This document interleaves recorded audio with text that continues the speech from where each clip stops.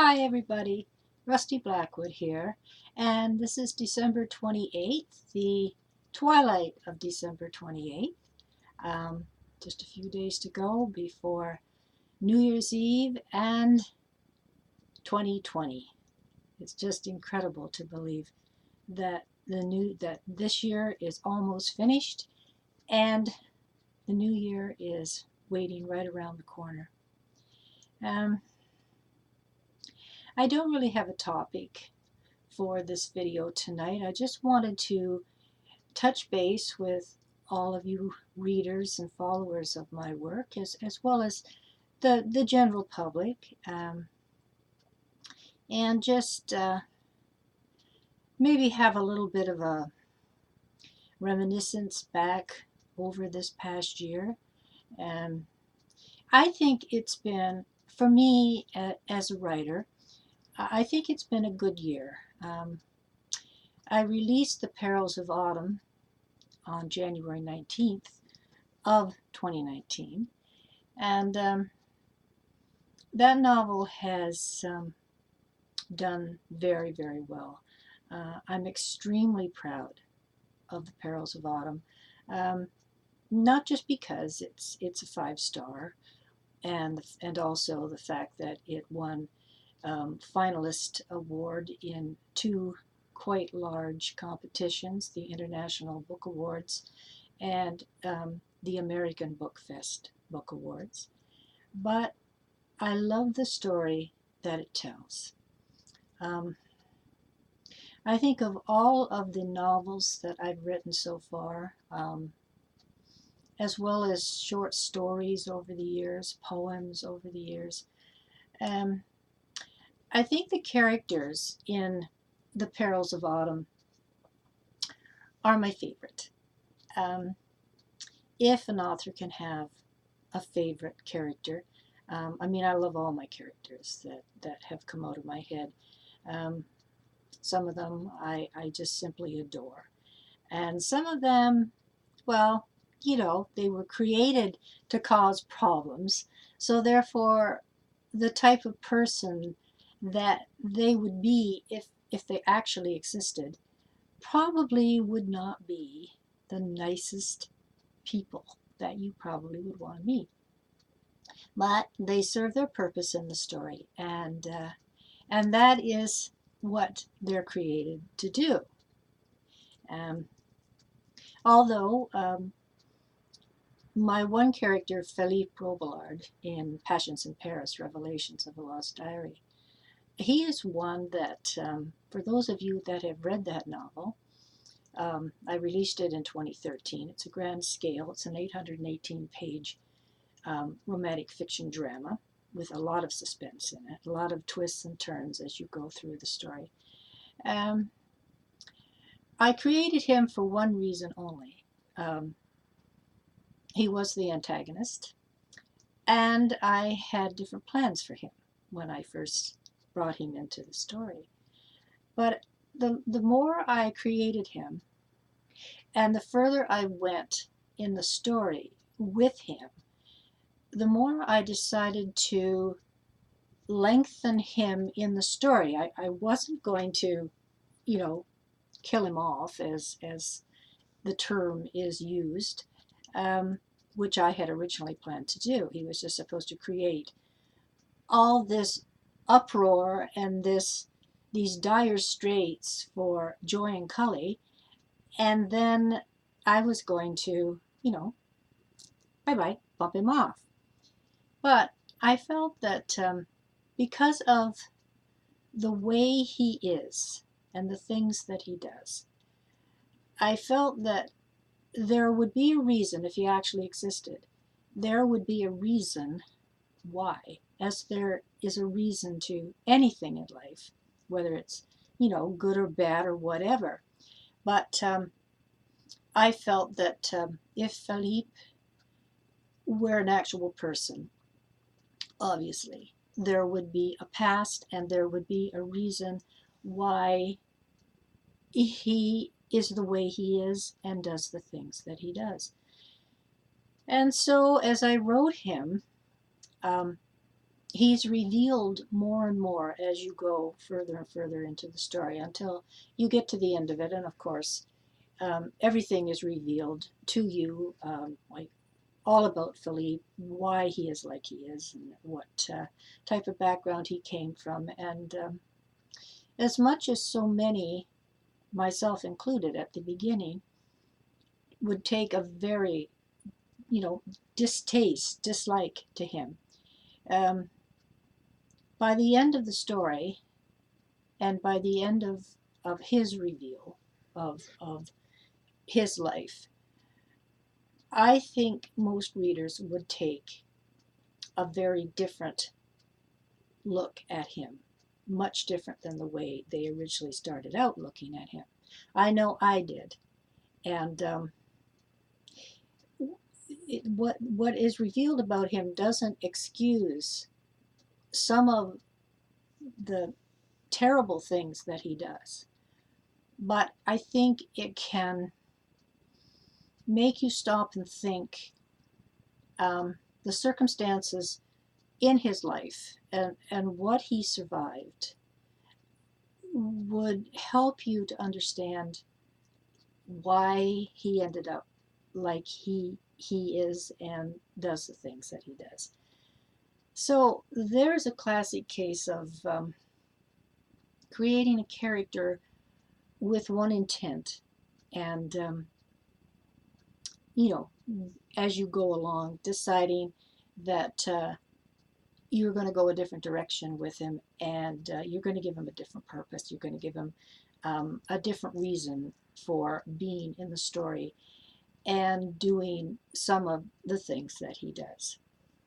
Um, so, um, The Perils of Autumn, um, the characters I created for that, and the story that I created to put them into, is a story that, if a writer's stories could actually come to life in reality, not on a movie screen, but in reality, um, the story of The Perils of Autumn would be one that I would truly love to be immersed in actuality. I simply adore horses. I always have. And the whole equestrian world, what all goes on, it's not all flash and glamour, um, and blue and red ribbons and trophies and enormous amounts of money. Um, there is a lot of hard, difficult work that goes in to the running of a stable. Whether it's a successful stable like Landed-Lawn's stables, or whether it is simply a working stable where horses are kept for multiple reasons, whether they're there for doing chores, whether they're there for people to come in and rent for an hour, a couple of hours, and take out for a ride, um, or whether it's just simply a pleasure, a hobby farm where you keep a few horses. Um, there is a lot of work involved in it, and that is where the true love for horses comes into play. Um, they don't take care of themselves. Um, they're not self-supporting. Uh, they are like people in many ways. They are high-strung. They have feelings. Some can be very, very difficult to control, to maintain, to keep an open rapport with.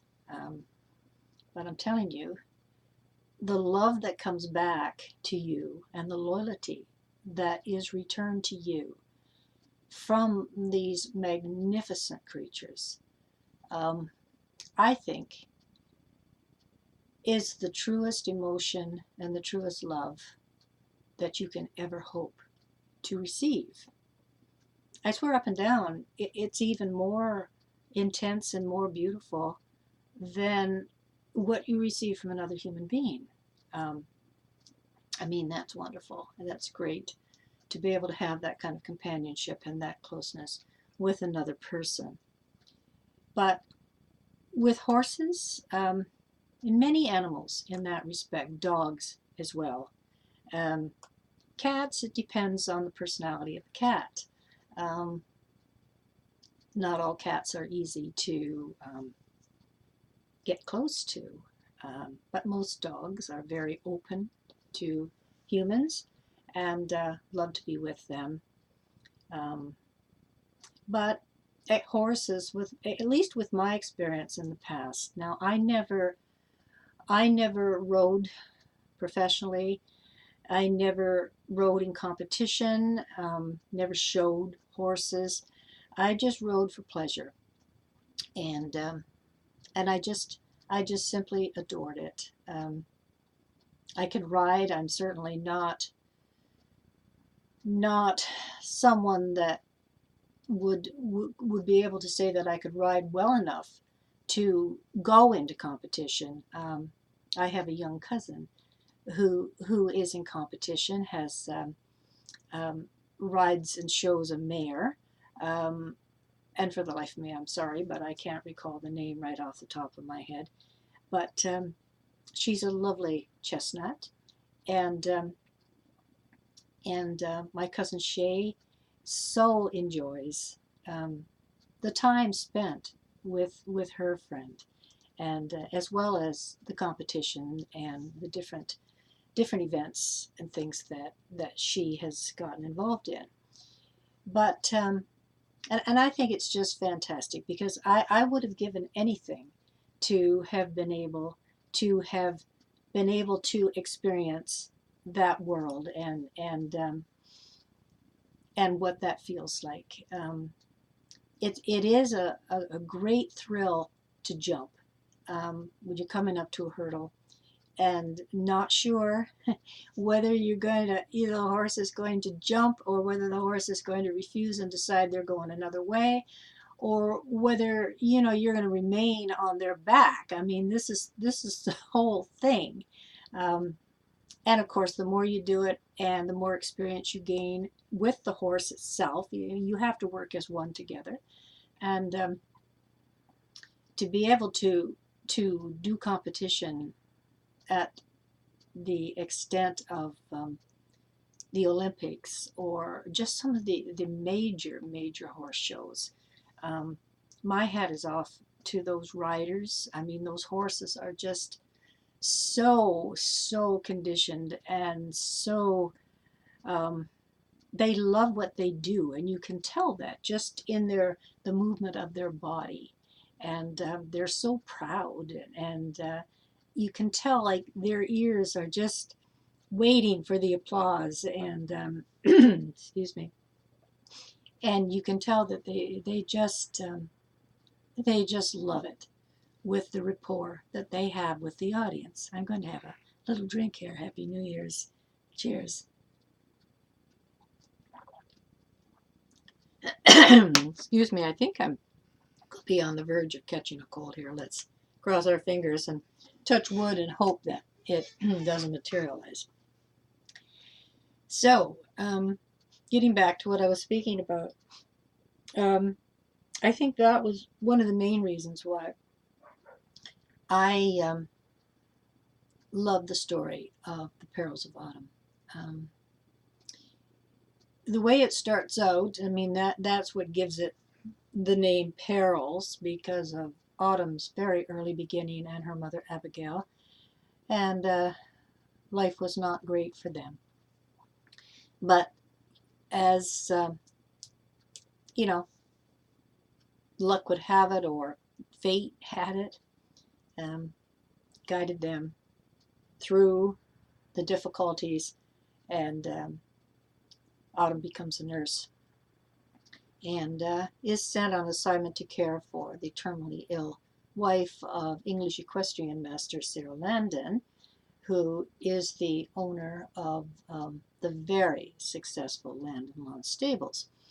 He is a Triple Crown winner, and he just has these beautiful, one after the other, gorgeous, beautiful thoroughbreds. He has different breeds. He has an American warm blood. He has a Morgan, and eventually a Shetland pony. And but the majority of his horses are thoroughbreds and hunters and jumpers and races and like Triple Crown races and things like that. You get to experience a Kentucky Derby, and hopefully when you read it, you will be at the Kentucky Derby and you will be caught up in what is going on. Um, there's also a steeplechase that takes place that is very in keeping with the Grand National steeplechase that's held in Aintree, England every year. And I take you through that, and you'll be on the back of the horse that is competing, and along with Cyril, who is riding his beautiful dapple gray stallion, Sir Damper Dan. And this horse is just magnificent, and if he actually existed, I think I would be so enamored with him as well as I would be Cyril Landon if he actually existed. So, I mean, in my mind, in my head, and in my heart, um, he is there, and he is one of my very favorite characters that I have come up with thus far. I don't know in my own mind if I'm ever going to top Cyril, but uh, that is the joy of writing, and it's like the mystique of writing, and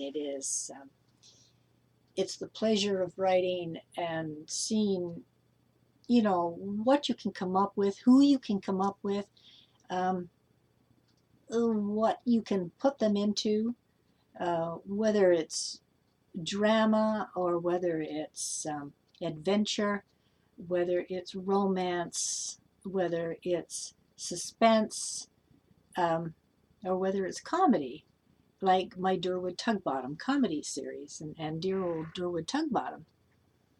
He's another character. I mean, he's entirely on the opposite end of the spectrum than from Cyril Landon, but they're both English. That's the only thing that they have in common. But I have a special fondness for Durwood, dear Durwood, because of how Durwood came to be. And I have my brother to thank for the creation of Durwood Tugbottom. I don't know that I would have come up with Durwood if it hadn't been for my brother's overactive imagination and some of the silly things that he could come up with, which he did with Durwood, and the original story of Durwood and the infamous phone call to the bus driver that the first the Misadventures of Durwood Tugbottom was based on. And so when I did the Misadventures of Durwood Tugbottom, I did that with just doing that one. It's a comedy short. It's only 52 or 53 pages long, and that was going to be it. But I had such a great response for Durwood that I did a second, Durwood Returns, and then again, everybody was so enamored with dear Durwood and some of the predicaments that he gets himself into that I did a third, and I sent him and his next door neighbor in the seniors' residence where they live, dear old Robbie McEwen, down home Scotsman. With Durwood, I sent them both on a swing and singles cruise to the Caribbean, and I titled it "Durwood Goes Caribbean," and that was a hoot to write because it, you know, Durwood and Robbie, they get into a lot of things aboard this ship because they're going to celebrate Christmas of 2014 aboard the Traveling Minstrel. And so while they're aboard, they meet some people that Durwood has encountered a few times before, and suffice it to say, not the best outcome of some of his encounters that he's had. Well, here he meets up with some of them aboard the ship, and so you can take it from that what the predicaments are and maybe how things progress and go on. I do plan to write another Durwood. This one will be titled Durwood Comes Home. And I will be writing this with the intention of this being the final one. But then, who knows? I mean, we shall see. I shall see when I get to the end of this one. And I mean, Durwood has to end somewhere at some point in time. And Durwood is already, let me see, Durwood is 78 years old. But he's in great health. He's, he can still get out there and shake his booty. So we shall see. So, as I say, looking back over the year, I've had a good year.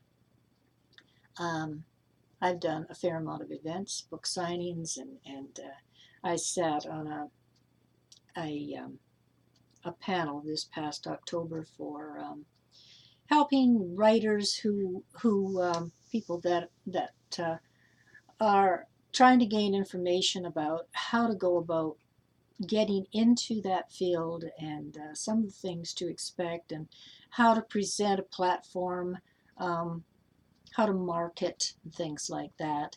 And I was there as an indie author, a local indie author in the area, to just present my views and talk about some of my experiences over the years of what it's been like for me, and up to the present, and some of the different things I've encountered, and the different experiences that I've had.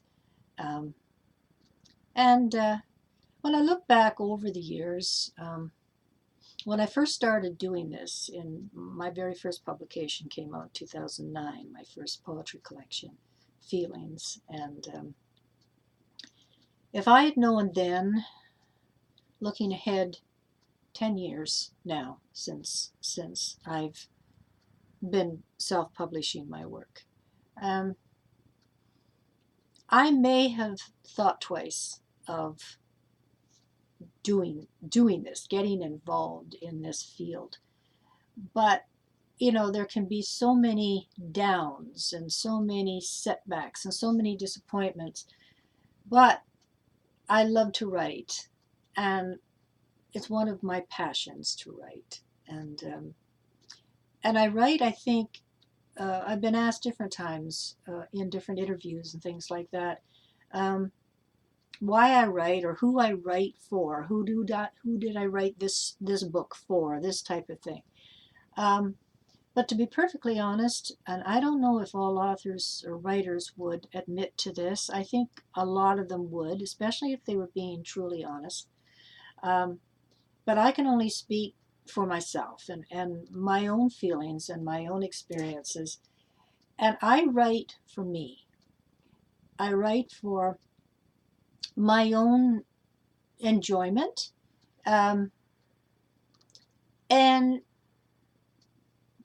basing a lot of my stories on my life, my own experiences that I'll draw from, maybe invent characters to represent different people that some of my experiences in life have held within, and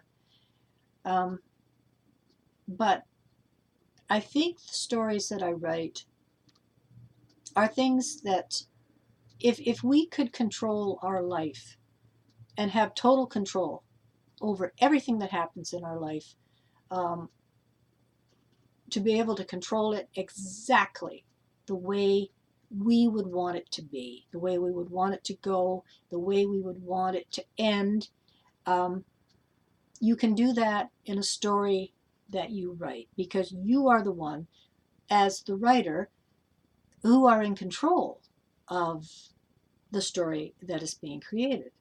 And you can do with these characters whatever you want, make them do whatever you want, bend them to your will, make them speak the words that are coming out of your head through their mouth in the story, and make them, act exactly the way you want them to act. And if this actually were existing and playing out, it would be a great feeling to know that I'm in control of this. I created this. This is my feelings, maybe something I would love to see happen, or I want to happen, and this is the way it's going to end because this is the way I want it to end. Not the way so many things in life end up, because you can't control it. You just have to roll with the punches or go with the flow and accept what happens, whether you're pleased with it or whether you're not. You just have to accept oftentimes things that you can't change. But when you write a story, um, you are in control of that, and it can be exactly the way you want it to be and the way you want it to end. And so I enjoy that part of writing because I am in control, and and these characters are my creation, and they are maybe living out. I'm living through them, I should say, and letting the story go the way I want it to, and end the way I want it to. And so with the Perils of Autumn, I'm finding that to quite an extent because of my love for horses, and would have loved to have lived at a stable where this is going on every day, and you're immersed in the everyday aspects of what is going on, not just the glamour part of it, but what goes on at a stable and all the interactions of the people who work there, and the jockeys and the trainers, and all the different the problems that can arise, and how they go about trying to cope with all of this. They can have difficult horses that they are having a terrible time trying to control. They have horses where you just fall in love with them because they just they're beautiful, and they just do everything to your will, just perfectly. And some not so much so. So this is why I think I've enjoyed this story, and immersing this young registered nurse into a life that she could have only imagined, coming from the type of background that she did, um, and being immersed into the life that she encounters when she gets to Land Lawns, and time as time goes on, and so I am now writing the follow-up to The Perils of Autumn. It is called Return to Autumn, and I'm into it now. I think 29 chapters so far. I haven't been doing anything over the holidays, but once New Year's is over with, then I will be settling back down and to work, and finishing the story so that I can, get it into the next phase where it's going to be ready to be submitted to the publisher, and then we go from there with hopefully a May or June release. So I'm hoping so. So again, cheers, and wish me luck on this.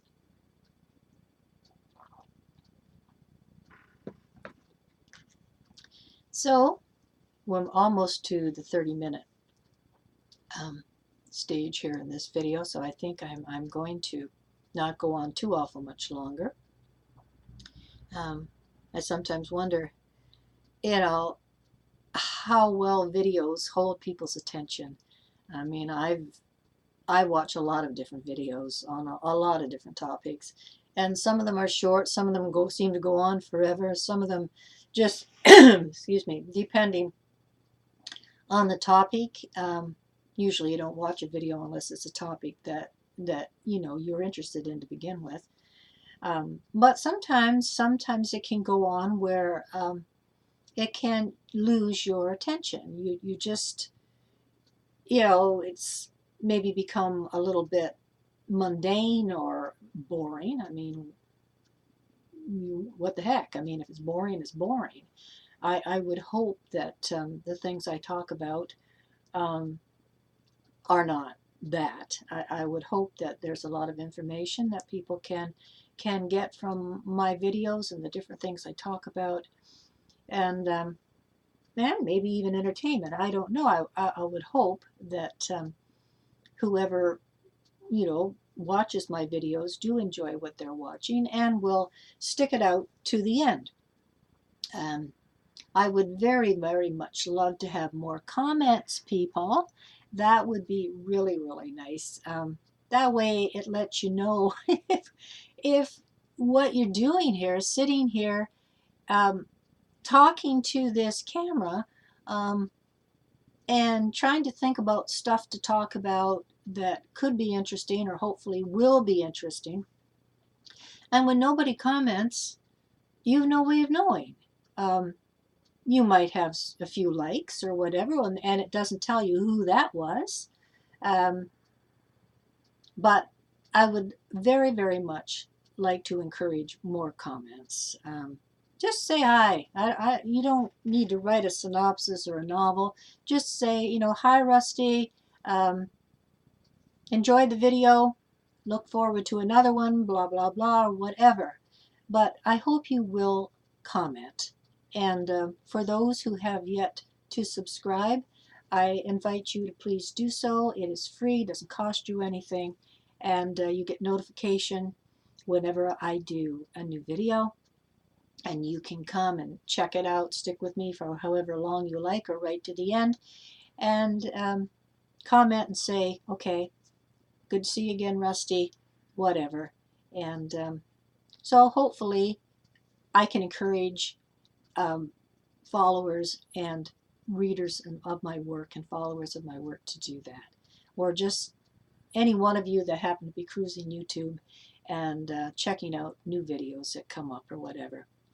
So with that, um, I should ask, I hope that each of you had a very nice Christmas.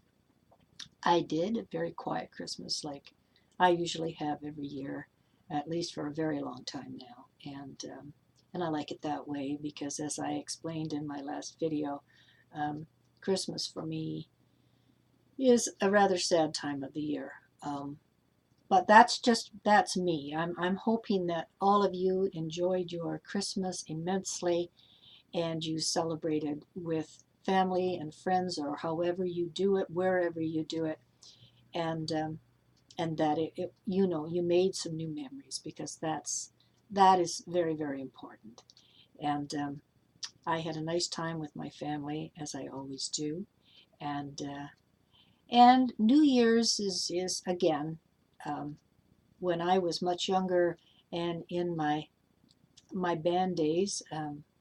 I I used to play for New Year's Eve dances with my family band, and then with Mirage, the next band that I was in, and we played every New Year's Eve somewhere. And so, I mean, it was enjoyable because there again, you're doing something that you enjoy doing, but your time is not your own. It's a job that you're contracted to do. You're stuck on the stage. You're there to perform for however many hours you're contracted for. And so where everybody else is down on the floor, they're having a rousing good time. They can come and go. They can enjoy themselves however they want to. Whereas the musicians, the performers, we're stuck on the stage and we're there to entertain everybody else. Still, we're having a good time, but it's just not quite the same as if we were there as the party goers that are there and, having a good time. So when I think back about all those years, so many years doing that every New Year's Eve, and um, compared to now, where I don't do anything, I just, maybe watch a movie or whatever, and turn on the TV and watch the ball drop on Times Square, and and that's it. Lights out, off to bed. And really, the life of this writer. You might read some exciting things in my stories, but my life itself is could be considered very mundane compared to some of the things that comes out of my head in my stories. But anyway, um, there's a little insight into Rusty, and so I'm going to raise my glass to each one of you, and I'm going to wish you a very happy, healthy, and prosperous new year. I hope 2020 will be a very good year for everyone. Um, let's hope. Let's pray and trust in the powers that be that will lead us down the right path, and we will be happy and safe and enjoy those around us, our family, our friends, and our hobbies, our pets, whatever we do. Um, let's hope that 2020 will be a good year for all of us. So cheers. For those of you who are wondering, this is just ginger ale. So please, if you do drink, drink responsibly and act and conduct yourself responsibly. Don't drink and drive. Have alternate transportation and be responsible.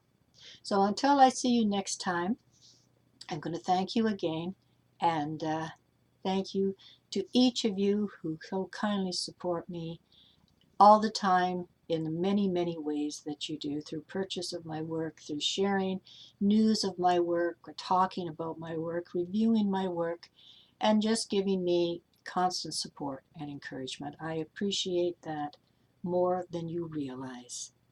So until I see you next time, God's blessings to each of you, and I'll see you soon. Cheers for now. Bye-bye.